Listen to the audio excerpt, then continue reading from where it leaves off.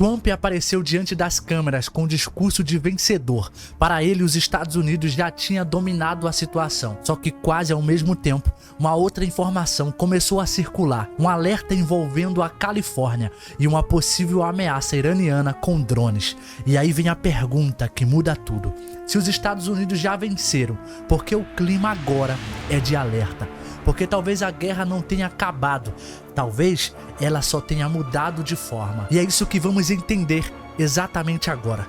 Nos últimos pronunciamentos, Trump tentou passar uma imagem de controle total. A mensagem era simples: os Estados Unidos bateram forte, o Irã sentiu e agora o Washington está por cima. Foi uma fala pensada para transmitir força militar, força política, força diante do mundo. Só que guerra de verdade não termina só porque um líder decidiu falar como vencedor. E esse é o ponto que muita gente ignora. Uma coisa é destruir alvos, outra coisa é encerrar a ameaça. Porque o problema começa quando o adversário perde capacidade de enfrentar você de frente e decide responder de outro jeito. Foi exatamente por isso que a fala de Trump chamou a atenção. Porque enquanto ele falava em vitória, outro tipo de preocupação começava a ganhar espaço nos bastidores. E é aqui que a história começa a ficar mais perigosa. A tensão aumentou quando veio à tona um alerta confidencial do FBI, repassado por um centro regional de inteligência em Los Angeles. O documento falava na possibilidade de o Irã tentar uma retaliação com drones contra a Califórnia, inclusive por via marítima num ataque surpresa. Só isso já basta para explodir a atenção do público, porque uma coisa é guerra no Oriente Médio, outra coisa é a ideia de ameaça chegando perto do território americano. E quando a palavra Califórnia entra no meio da história, o impacto psicológico sobe na hora. Só que aqui entra um detalhe mais importante do vídeo. Até agora, isso não apareceu como ataque confirmado. As autoridades ouvidas pela CBS disseram que esse alerta gerou barulho, gerou medo e preocupação, mas não significava automaticamente que um ataque estivesse prestes a acontecer. Mesmo assim, o estrago político já estava feito, porque quando esse tipo de aviso aparece, a mensagem é clara: ninguém está tratando esse conflito como algo totalmente encerrado. E aqui está a parte que muita gente subestima. O mais importante nem é saber se esse ataque de fato vai acontecer. O mais importante é entender o que esse alerta revela. Além de ser importante saber se de fato esse ataque vai acontecer, é necessário também entender o que esse alerta revela. Ele revela que os Estados Unidos podem até dominar no confronto militar clássico, mas ainda temem uma resposta assimétrica. E resposta assimétrica é exatamente isso: quando um lado não consegue mais bater de frente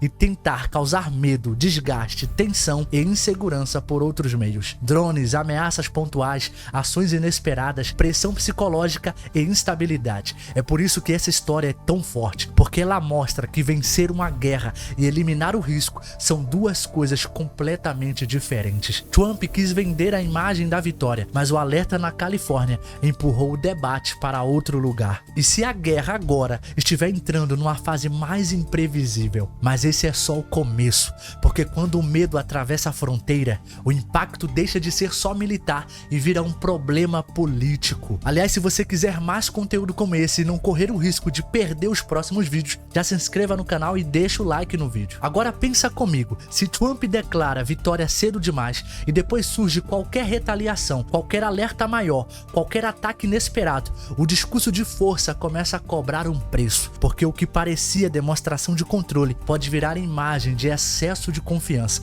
E esse é o verdadeiro risco político. Não é só o que acontece no campo militar, é o que a opinião pública reage se sentir que a ameaça continua viva. A Reuters destacou que o alerta apareceu enquanto a guerra seguia em curso e que parlamentares americanos também demonstravam preocupação com a possibilidade de ampliação do conflito e até de maior envolvimento dos Estados Unidos. Ou seja, se tudo estivesse realmente resolvido, esse tipo de preocupação não estaria crescendo desse jeito. E é isso que torna a situação tão delicada. Trump precisa parecer forte, mas ao mesmo tempo não pode parecer que comemorou antes da hora, porque em guerra uma declaração triunfal pode envelhecer muito mal. Daqui pra frente, existem alguns caminhos possíveis. O primeiro é o mais simples. O alerta perde força, nada acontece e o discurso de vitória de Trump ganha mais espaço. O segundo é mais perigoso. Não há um grande ataque, mas surgem novos sinais de ameaça, novos alertas, novos episódios menores. E isso mantém os Estados Unidos em estado permanente de tensão. E existe o terceiro cenário, o mais sensível de todos. Qualquer ação inesperada, por menor que seja, já seria suficiente para demolir a ideia de que a guerra estava ganha de forma limpa, porque o mundo inteiro passaria a olhar para a mesma pergunta: os Estados Unidos realmente encerraram o conflito ou só abriram uma fase mais difícil de prever? E é aqui que essa história fica grande de verdade, porque ela deixa de ser só sobre o Irã, deixa de ser só sobre Trump